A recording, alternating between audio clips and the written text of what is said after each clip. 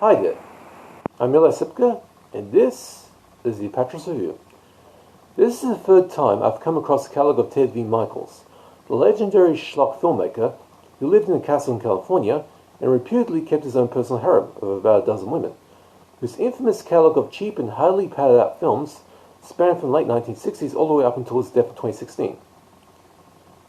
And in this subject we review is Blood Orgy of the She-Devils.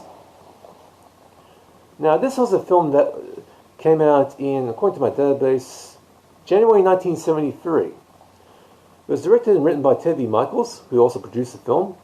The photography was by Anthony Salinas, music by Carl Zitra, and Ted V. Michaels also did the editing. Like I said, the film is also known as Female Plasma Suckers, which is the plasma has in the blood, not has in the energy.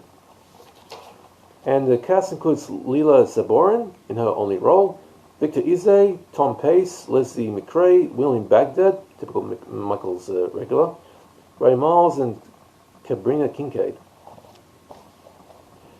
Now, with Blood, the Orgy of the She-Devils, Michaels made an occult thriller, and also an exercise to showcase that he had done some serious research on the topic of witchcraft. By the way, this film was made in 1972 and released in 1973, at the start of it, so the only way to do proper research back in those days, when the internet simply did not exist, was to hit the local library and track down books on the subject and read through them.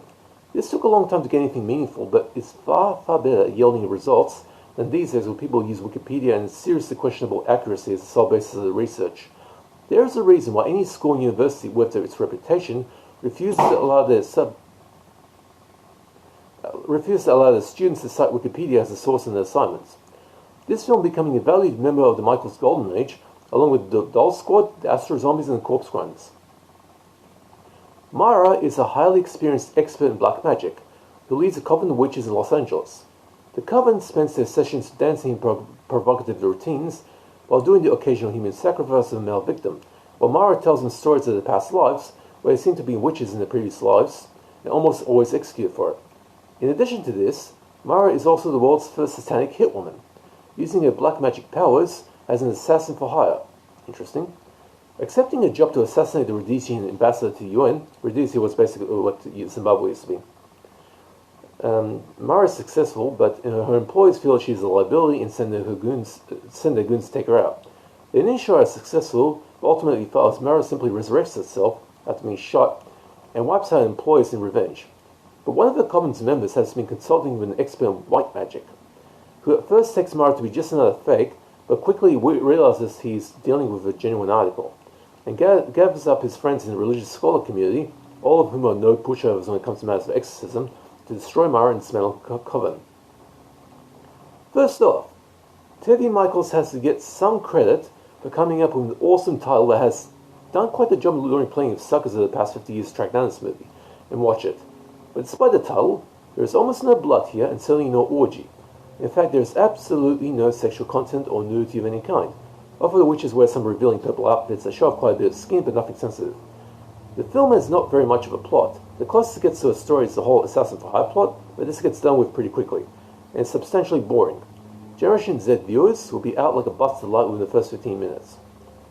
As for the witchcraft research Michaels did, well, he doesn't show much of it here.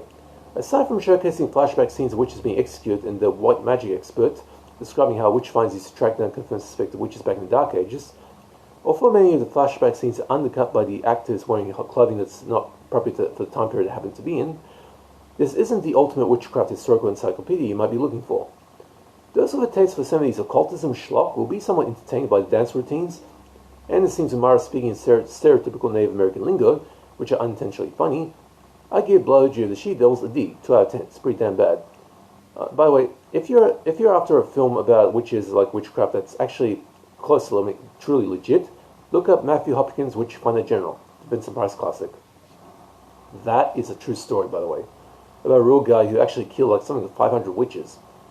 He was a lawyer who went around Europe. He was a lawyer who went around England during the Civil War, and he was paid rockstar salaries to pretty much kill witches. True story. Very terrifying guy.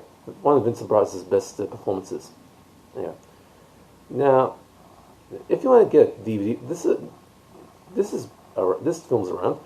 In Australia, it was released by Umbrella Entertainment as part of the Grindhouse Collection pack, which is a bunch of Michael's films, along with Doll Squad, Corpse Grinds 1 and 2, and yeah.